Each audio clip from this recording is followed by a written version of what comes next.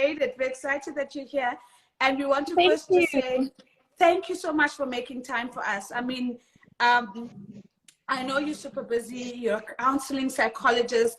You do important work around helping people navigate spaces around identity. You do a lot of work around young people, but you're also what we would consider a master mentor when it comes to this question we all have about microaggressions at work. So firstly, a big thank you. And we've got people from all over the world who've joined us today to listen to you, from South Africa, from Botswana, from, you know, from Spain and further afield. So thank you for the time. And we know you've got a hard stop in about 40 minutes or so. So we're going to stay true to that time.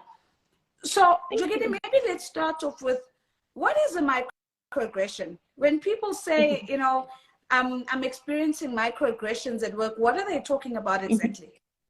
So microaggressions can look like a number of things. It can look like someone throwing shade or banter. It can come across as sarcasm. So it's basically things, and it happens at work, it happens in social spaces, it happens in families as well. But it's basically any behavior that's directed towards someone else that leaves them feeling some kind of way. So we all have this thing built in within us, and it's called the gut. And our gut is where we get our intuition from. And if we're engaging with someone and they leave us feeling some kind of way, like something's off, the vibe's not right, it could be that there's microaggressions involved. So it is a manner of passive-aggressive behavior. Doesn't the person always know, though, that they are aggressing you in that moment? You know, could it be sometimes that the intent isn't to harm and isn't to hurt, but it's a flippant comment, or it's it's something that's said in jest or in passing? Is a micro, I'm trying to get to the meaning of why do we call them micro? Is the intent linked to microaggressions all the time? So microaggressions can be intentional or unintentional. And I think the manner, if we understand aggressive behavior is straight out behavior. Aggression doesn't always mean negativity. It doesn't always mean violence. So someone who doesn't shy away from confrontation, they find it healthy, they would be an aggressive person. That's different from being an aggressor. Yeah. An aggressor is purposefully escalating something instead of de-escalating it.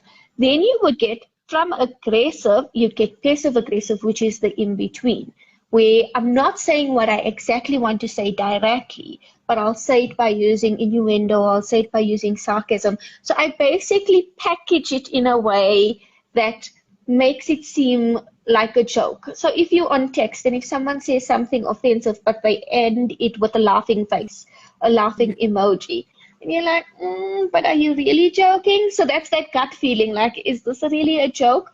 And then you get the passive type of engagement. And when you're talking passive, it's the other end of aggressive. So it's like two ends of the poles. And passive people would then opt to rather not say something. They won't voice their opinions. They will keep their thoughts to themselves. So you have aggressive people who will outright say what they think without candy coating it, and sometimes need to be mindful that they're not coming across as harsh and not coming across as unkind. So you can be very kind, you can be very conscious and empathic, but be aggressive in your approach. You can also be passive-aggressive, where you're going with the microaggression approach, where I want to try and tell you something, but I'm not telling you exactly what I want to say, and I'm not telling you why exactly I want to say. So maybe you made me feel some kind of way, and now I got my defenses up. And instead of saying, whoa, I don't like that, I would say, well, your hair, something about your hair. Or I would say something about your outfit. Or I would say something about how you finished the project. And then you'd be like, okay, relevance, but also why does it feel like it's a dig, someone throwing shade? It feels below the belt.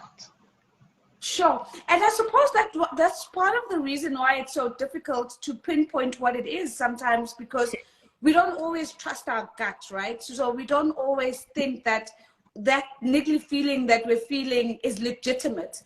And so maybe let's talk a little bit about that. You know, to what extent can we also become a little bit more sure and not second guess ourselves, so that we can then maybe tap into the courage of approaching the person and saying, Jogini, actually, I didn't like that comment, because I'm not going to say that if I feel like, am I being oversensitive, or am I being like, is it me? Is the issue me? Instead of like, you know, really embracing what I'm feeling in my gut. And you see the way the way society has built out emotions and where there's spaces for emotions and safe spaces for emotions, is we can't often have those conversations openly if we don't know people. We can't allow ourselves to be vulnerable and say, was I the aggressor there, or are you being aggressive towards me? Unless we have like really good relationships. And that becomes a bit of a challenge, because we then might become the aggressors at some point and not be mindful of it. And then we might also have aggression coming our way and not be mindful of it. So we need to really reflect on self-awareness. It's one of the key things. When we're engaging with people, are we really mindful of how we're impacting that person? So there's that old cliche is, are your words kind? Is it necessary? But that is key, because when we're engaging with people, we don't know what they're coming to that interaction with. They don't know what we're coming to that interaction with. If I come into a space and I'm thinking about a challenge that I am trying to overcome, that challenge is tainting the lens from which I see the world. And you perhaps don't greet me and you just walk past because you're in your mind about something else that's going on in your space. And I go, well, why is she being funny today? Why didn't she greet today? And then I go about doing my thing, and our next interaction, I act from that space. Oh, you were being funny, so I'm going to be funny. And that is how microaggressions can get out of play. It can also escalate in the sense of personality clashes. Sometimes people just don't get along, and they don't understand why they don't get along. So in the workplace, it's very important to understand what makes a healthy workplace, what makes healthy work interactions, so that we can understand what then contributes to unhealthy workspaces.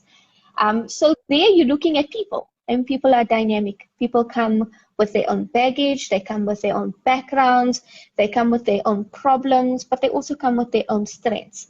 And a healthy work environment will be able to help each individual actualize their strengths and take a strengths-based approach to their work, to their teamness, to everything that they do, the projects, the tasks, a simple email, or a simple phone call. So a healthy workspace will allow people to flourish within themselves. So there's a couple of sorry, there's a couple of things you said that I think are very important that I do want us to get to. One of those, of course, being what happens when you're the aggressor, because it's so easy to have these conversations and always assume that I'm the victim. I'm the one, you know, who always has, you know, the comment that was a little bit off, that was a little bit shady, a little bit salty, was directed at me. But how do we stop that behavior in ourselves? So maybe let me start there, and then I want to talk a little bit about, you know, the impact. Like what is the actual impact when microaggressions are part and parcel of the culture in your workspace? But let's start off with some introspection, right? How do we know? How would we know if we are microaggressors? Okay, and we all probably have been, if we're not currently the microaggressor in a particular situation. I always pinned myself not to be a very patient person. I always said patience is not my virtue, and that's the constant self-development journey that I'm on. And I think and I can speak from my example, I tend to work at a fast pace. I tend to organize things in a way that execution can be streamlined. But in doing so, I need to be mindful of my expectations of others who work in different styles. Because if I have a particular expectation, I could then become that microaggressor in pushing people to adjust to my way of doing things. So in any situation where we feel that we're trying to assert our beliefs and our ways of doing things or thinking about things or feeling about things, we're not honoring someone else's space. And that's where that implication for impact comes in. We can have a positive impact or we can have a negative impact. The important discussion we need to have with ourselves is, am I engaging to understand this person? What's my purpose in this engagement? Am I chatting with you today to understand the situation or the challenge that you're having? Or am I coming into this meeting or engagement just to fight about what hasn't been done? If that's the case, then my approach might already be tainted. But if you come into the space and allow yourself to be vulnerable, to say, oh, okay, if I don't check myself before I go into this interaction, it could come across that I'm being pushy or I'm being aggressive or I'm being that aggressor, when the intention is not necessarily such. And I can imagine, and I'll come to your comment now, and I can imagine, Jogini, that the kind of comment one would make, because I think I'm similar to you in the sense of really liking to work in a fast-paced environment. You end up making comments like, yo, you're such a slow coach. Like, you know, you haven't done it already. Surely you need to learn how to keep up. But you're saying it with a smile, not realizing that you're taking a jab, excuse me, at somebody's work style, and you're kind of saying your work style is inadequate or not good enough for what it is that I need to be done. So instead of addressing the fact that we've got different work styles and how do we then leverage our strengths differently, you make a funny comment and you say something like, you know, oh, I'm surrounded by slow coaches, you know, and I can see how that can be aggressive. Now, Deek was just commenting here on the chat saying, but do we always go and look at the deeper issues? Surely there's always something that's sitting behind a microaggression, and it's not always just a superficial comment. What are your thoughts on that, Jogini? Most definitely, and that's why I say it has to start with us. That self-reflection and that introspection has to start with us. Because am I speaking from a place of security? And am I speaking from a place of humility? So that's two very important elements. Because if I'm feeling or has come in with whatever feeling of insecurity or inadequacy, I'm going to, you almost go around cutting people who haven't broken you. And that's very important, because then you also start bleeding on people who haven't hurt you. So if I'm not aware of my insecurities, I'm not aware of how those insecurities come through in my behavior, because I'm not in control of it. So that's very important. And then the second one is humility and vulnerability. If, particularly in a workspace, if I do not have a safe workspace to say, guys, I feel this kind of way today because this just happened on my way to work, or last night this just happened in my family space and it's leaving me in this emotional space. If I can't be aware of my emotional space, if I can't articulate the emotional space I'm in, I don't fully have to be overspilling and sharing my whole life in the workplace. But I need to bring my colleagues into awareness of where I am at, so that they know how they need to adjust to engage me in that space to get the best results. So it does, for me, go deeper to insecurities and vulnerabilities. And that's the essence of being a human being, but it's the hardest things to tap into. Sure. So let me read the comment from Snap Back with Mrs. K saying, most of these people who tend to make these comments know that they've been hurtful and know exactly what they're doing, and will always say people are sensitive. And I thought that was an interesting comment to maybe address, because I think when somebody does raise that they feel aggressed, the temptation to be dismissive and to be like, oh, you're so sensitive, like, no, like, aren't you just overreacting a little bit? And I think, doesn't that make it even harder compared to sort of overt aggression. You know, when somebody's being overtly aggressive, you can, and other people can see it as well. You can say, that person's being aggressive, and we need to deal with that. But that instinctive response of just being dismissive, I would imagine, makes it harder for the person who feels aggressed to be confident in saying, well, actually, I legitimately feel like this, and no, it's actually not a small issue, because it has made me feel in this particular way. And that's very important, Nancy, because when we're talking on a micro level, if it exists in the organizational culture on a micro level, it has potential then to play out on a macro level. And then we start talking about things like bullying in the workplace and harassment in the workplace, and it gives platform for bigger issues. But when we're talking about, yes, we're human beings, we're supposed to be sensitive. That is that gut feeling that tells us something is not on. It's our inner being talking to us and saying, red flag or alarm bell, something's not right there. And if I say you make me feel this kind of way, and you tell me I'm being oversensitive about it, instead of being healthily curious about what did I do to make you feel that way, so that we can grow closer to understanding each other, and I can learn not to do certain things to make people feel certain ways. It's gaslighting. So you get that pattern of gaslighting, and then you start almost preventing or stopping yourself from voicing things, because then you start thinking, am I overreacting? Am I being oversensitive? Whereas a confrontational person will put it out there and say, well, this is how you feel. Okay, you're feeling oversensitive. Yes, I am feeling oversensitive. Yeah. And that is why I'm feeling oversensitive. And if you're not interested in understanding why you're making me feel that way, just don't do it.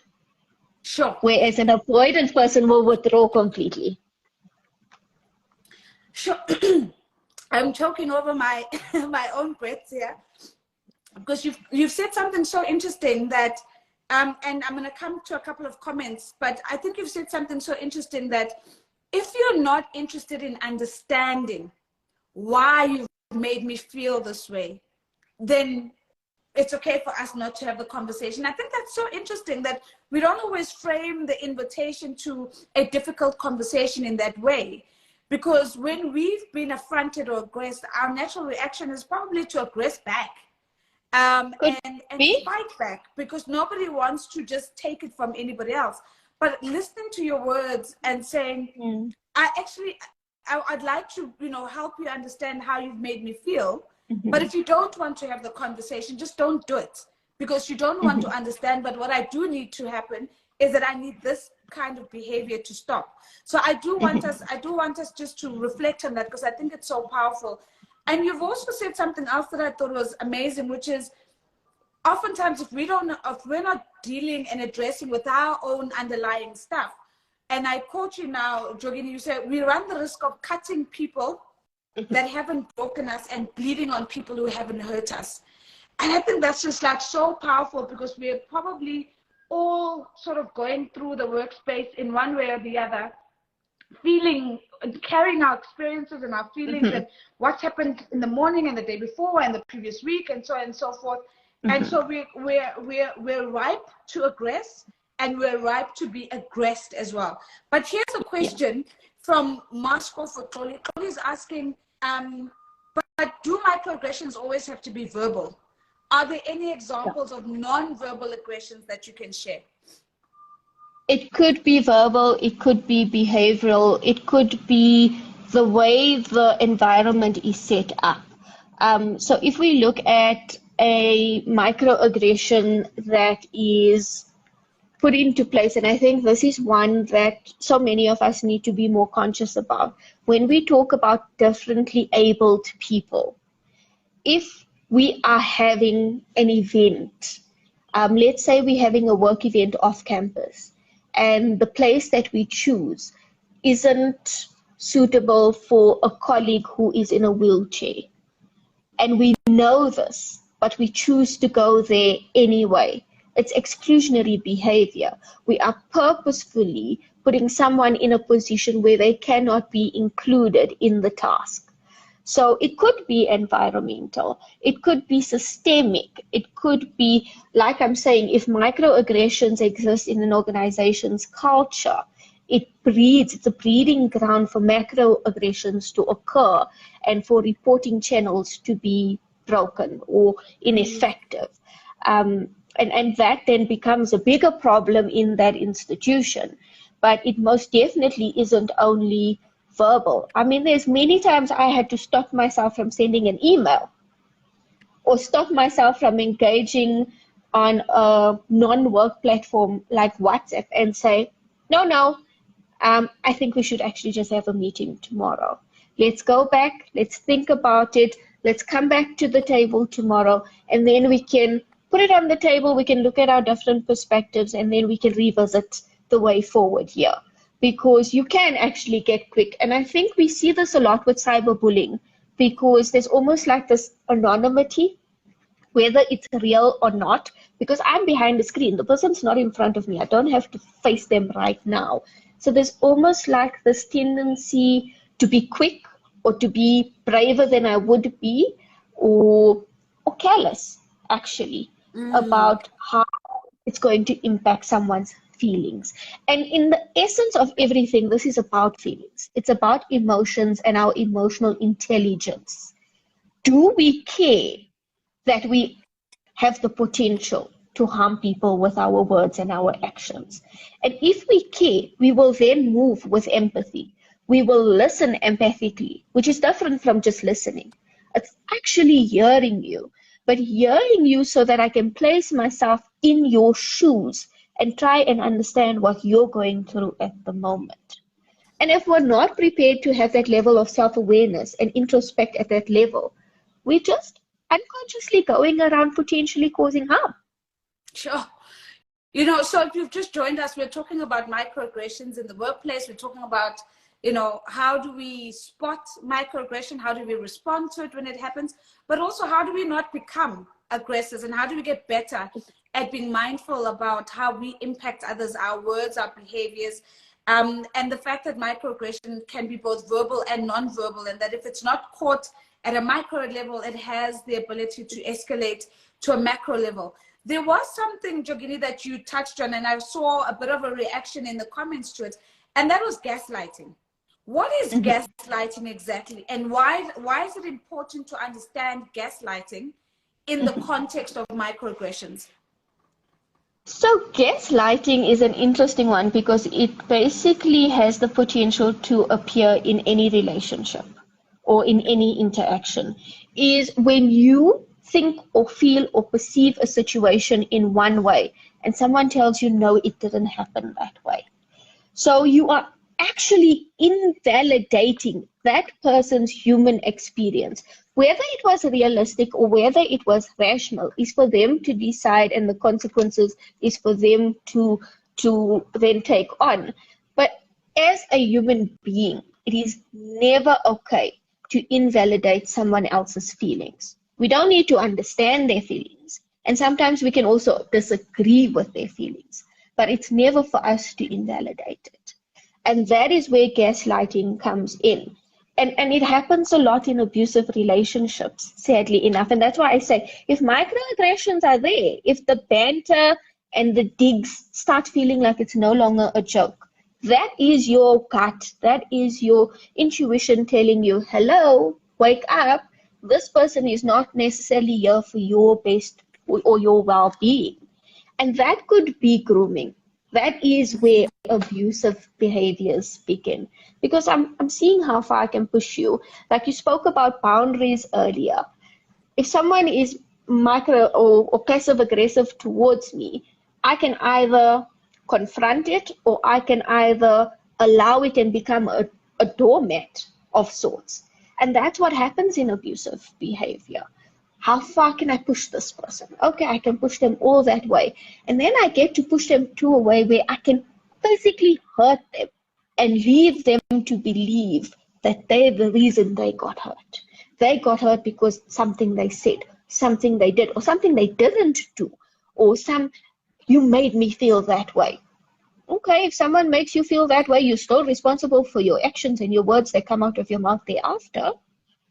But that is gaslighting. And it's a very victimizing approach to engaging with people. And it does come from a place of covering a deeper insecurity that the aggressor or the abuser is not willing to look into. So that's why I'd say it's important to understand the difference between aggressiveness and aggression, whereas the aggressor is a person who is escalating things.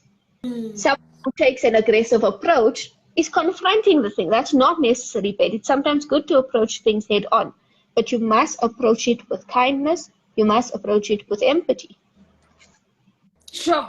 I mean, this is, I want to get to the question we got from Inga, but I think one of the things that you've said, which is just so powerful, is that I can see the link now so much clearly between microaggression and gaslighting, because if you're feeling aggressed and you raise it, that, hey, by the way, that comment made me feel like this, and somebody responds and say, no, that wasn't actually what happened. All I meant to say was, and they completely invalidate the feedback that I'm giving to them to say, hey, this is whether your intent was to do that or not, but this is how it made me feel. And having you saying, no, you've got it wrong. So saying to me that my feelings are wrong, and because my feelings can't be wrong, because I'm feeling what I'm feeling. You felt it. You just felt it. Exactly. And for you to tell me that the feeling is wrong is gaslighting at its best. So Inga's asking, I'm going to break Inga's question up, because I think there's a number of things. But one of the things Inga's asking is like, what about resilience? Should we not be working towards becoming resilient people in the workplace? And if and Inga, I'm sorry because I'm paraphrasing your question completely, but if we're now walking around sensitive and, I'm going to be touched by this and I'm going to be aggrieved by that, are we also not allowing ourselves to build the resilience that's required to thrive at work? So remember, resilience is the ability to bounce back. That just speaks to that's the end goal, right? You say something to me and I feel like that took a jab at me. You say my hair looks crazy today. I know I'm having a bad hair day, but the fact that you've pointed out, it just makes me feel some kind of way. Maybe it was a joke, but tomorrow you say something about my shoes. And then next week you say something about the color of my nails. It could be that I've now allowed that boundary where this person has now realized if they're having a shitty day, they can pick on me. And it's not going to affect me. I don't care what you think about how I look. Perfectly fine. But for someone else, that might sit with them. And it might loop in their mind. And it might impact their self-esteem or how they feel about what they can afford. How they can present themselves. It could put people in such pressured environments that they're now going and living above their means and getting themselves into debt. So you must have boundaries. It can't just be about resilience. I can say, I can see that when you're having a bad day, I seem to be the soft target for you. If there's something else you want to chat about, let's maybe have a coffee and chat about it. But I did start off by saying I'm very comfortable with confrontation. I tackle things head on, but I also choose my battles carefully because I tell my team this: if it's not going to matter in 5 years, you take 5 minutes, you process it, you feel your feels, you think why you feel that way, and then you need to move through it. Because you cannot spend 5 days faffing about what this person said and how they made you feel. And when you look back 5 years from now, you can't even remember the person's name or what exactly happened. So if it's going to be important in 5 years, then if it's going to be something that affects your career, is it something that's affecting your reputation for future considerations of promotions, then it's something we really need to work at. Then it's something we need to table, maybe in a formal meeting, have an agenda, have it minuted. But if it's something that's banter, and you're like, actually, I know what this person's problem is, and I know their problem has nothing to do with me. It's what they're going through at home. Yeah. But this is not a person I care to be close to. So I'm not going to spend that time to even offer that person a space to have coffee with me and have that space to confide. We have to choose our battles. We don't go to work to make friends. If we do happen to make a good friend in the workplace, that's a plus. That always makes the environment better. But a healthy working environment is one where people can have neutral relationships. They can have healthy debates. They can have healthy disagreements. And they will still be able to get the job done. Having too many friends in the workplace isn't a good thing either, because that encourages cliquey behavior. Because then you have the in-group, and what happens to those that's not in the in-group? Yeah, that's a conversation for a whole nother day, because I think, you know, we always grew up on the adage that you don't go to work to make friends, right? And then we also then hear that we need to connect, we need to be empathetic, and we need to have relationships, and we need to build trust, and we need to, you know, do all of these things at the same time. And I can see how those lines become blurred. But that's so interesting to hear you say that. I love the analogy of 5 years, 5 minutes. If it's not going to matter in 5 years, I'm going to give myself 5 minutes to whistle through it, and then I'm going to keep it moving. And I mean, others might find that as a useful tool from Jogini for us to, you know, to think about how much airtime do you give somebody who's just hell-bent on being their ugly self in the process. So we've got about 7 minutes. So I want to maybe take the second part of Inga's question, because I paraphrased Inga's question and I took parts of it. The second part of Inga's question was public humiliation. So let's assume somebody is gaslighting you publicly. And Inga says, you know, the reason why I'm raising this is that we make mistakes at work. And if somebody microaggresses you publicly about a mistake, you know, how do we deal with that? Because yes, you actually made the mistake, but does that give somebody the grounds to publicly make a funny comment? And, you know, when that happens, how do we deal with it? Because you're probably feeling super embarrassed and humiliated in that moment anyway. So I'm going to take just this quick step back in that you were saying we go to work and not to make friends, but we must have these connections and do all these things to build trusting relationships and working relationships. The key there is boundaries. And why that's so important is what we expected to do is be decent human beings and have boundaries. So we're not overspilling all our sensitivities and our home issues and what's going on in our relationships in the workplace, because then we'll never get work done. But what we're not going to do is act out of our humanity. And that, for me, that's a key element of a healthy work relationship, where if there is a microaggression, and if it's not managed well between team members, then I look at leadership. What is leadership's next space? Because the next space should be a very open and a transparent mediation. And it should go along the lines of, Nosy, you disrespected A in such a way because you approached or you confronted them amongst other team members who were not even involved on the project. And then you get a chance, Nosy, to say, why do you think, or how do you think you could have approached it better?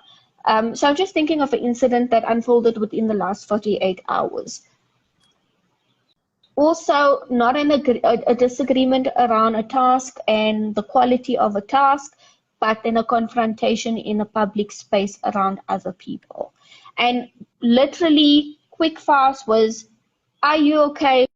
Are you okay? Do you need time off? Do you just need time away to go for the afternoon and sit with your thoughts?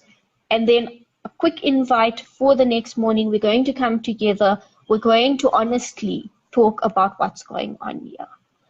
Nosy, what went on yesterday? No, this went on, A, B, and C wasn't done. And this is where, in this space, the information came to me. and my reaction may have seemed harsh, but that wasn't the intention. Okay, but intended or not, you disrespected a team member. And you disrespected this team member in front of other people. What would have been a better approach is you say, deep breath, it's not the place nor the time to deal with this. Let's get out of this space. Let's go into a quiet space, a room that can be private. And then I can have that space to say, actually, I'm now totally frustrated with you. Because if A, B, and C is not done now, or whatever the agreement was, and then you can have that discussion. And what's important is that discussion never works if both parties are not willing to hear the other out. So you need to be able to sit your ego outside the door. You need to be able to come in vulnerable and say, in this interaction, I have the power to impact this person negatively. Am I going to use that power? Because that's what microaggression is about. It's about a power dynamic. And on a macro scale, that's what abuse is about. It's about a power dynamic. I take away someone's power so that I can feel more powerful. Why? Because I'm covering up an insecurity. And it's the same patterns, it's just on different escalation levels. And if you have boundaries, then you're saying, I'm going to allow A, B, and C go. But if it happens again, and we do this with our kids as well, this is how we should be parenting. If you did this and this is not a good thing, if you do it again, I'm going to withhold screen time. And then if they do it and you don't withhold screen time, they know they can try their luck with you. We need a whole therapy session for parenting.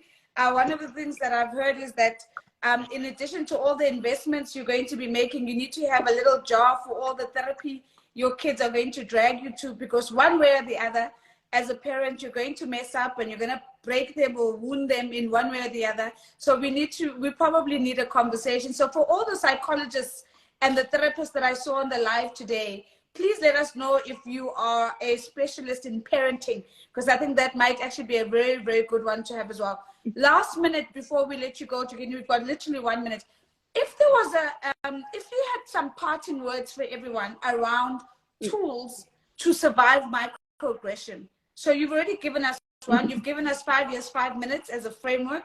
What else would you tell us? Like, what's the thing for us to remember or to do or to think when microaggressions are in play that we can take away from this conversation and say, okay, cool, I'm going to try this the next time I'm confronted with either an aggression or when I get the feedback that I've aggressed someone?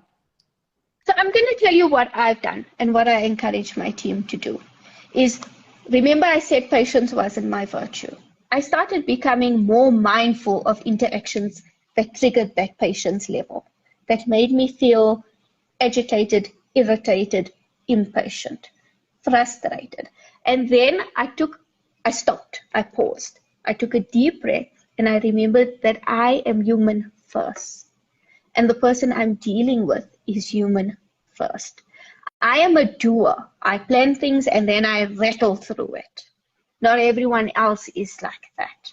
So the person I'm dealing with, let me understand. Let me into your world to understand how you process. And then where can we compromise and where can we meet each other? But like I say, you must put in the work and it must come from both sides, because there's only so much one person can do.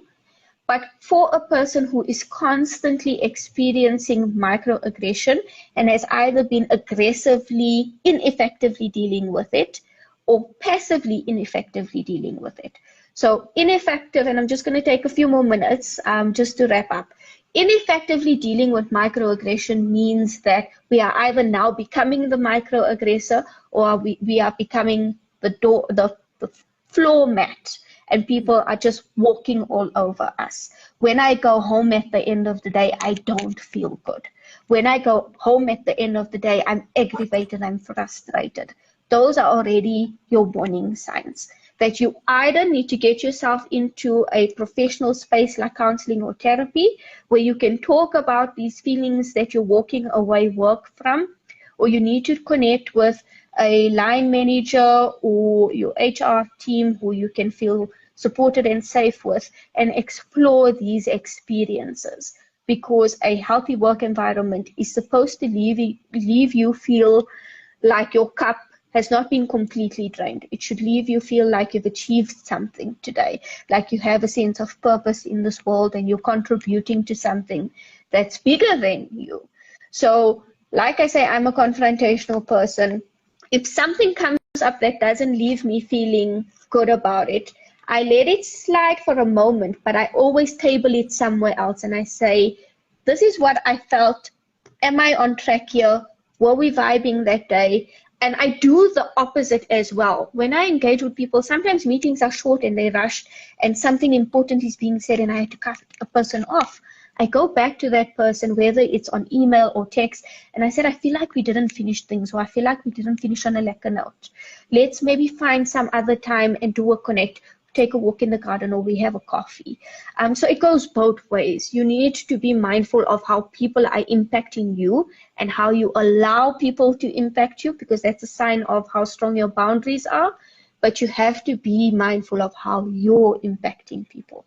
You cannot walk through life bliss or ignorant about how you are impacting people, because whether you acknowledge it or not, you have an impact on people with the things you say and the way you behave around them. Sure. I think it's a beautiful place to close it. And also with Hope's comment, Hope is saying a healthy work environment should contribute to your level of fulfillment. Hope, thank you so much. But Jogini, thank you so much for just so many pearls of wisdom today, including, of course, the gentle reminder that first and foremost, I'm human and I'm dealing with another human being. And also I can trust my gut, and I should trust my gut and react when my gut is saying to me, no, that was not kind, and oh, that left me some type of way. And some type of way is good enough. Just that discomfort is good enough for us to act on it, but also to be open to the feedback, to listen and not be dismissive when people give us feedback, to say, you've made me feel like this. And another thing that I took away from today is, and then don't invalidate how you've made people feel. You can't cancel out how I'm feeling. That's gaslighting. You've got to engage with what I'm feeling. And that's a very difficult thing, right? Because one of the things we've spoken about is this idea that feelings are not facts. But yes, they may not be facts, but they are my interpretation of what's just happened. And that's what I want us to engage with. So it's been an absolutely helpful session. And I feel like we're all empowered with tools to walk away with this and feel a little bit better about speaking up, but also taking the feedback if we're the ones. So thank you very much. I'm going to close it off by something that you said that I think is so amazing, and that is, this is, I think, going to help us to make sure that we're not cutting people who haven't broken us, and we're not bleeding over people who haven't hurt us. And I think that's really fantastic. It's been another Therapy Thursday, and a big thank you to Jogini Packery for all of her wisdom. Thank you, Jogini, and I hope you have a lovely evening further. Thank you, guys, and to you all, be safe. Thank you. Cheers, guys. Thank you, everyone. Thank you so much. How to leave? You just go to the cross at the top of your screen and you just drop it there. Cheers. Bye-bye. Bye, everyone. Bye.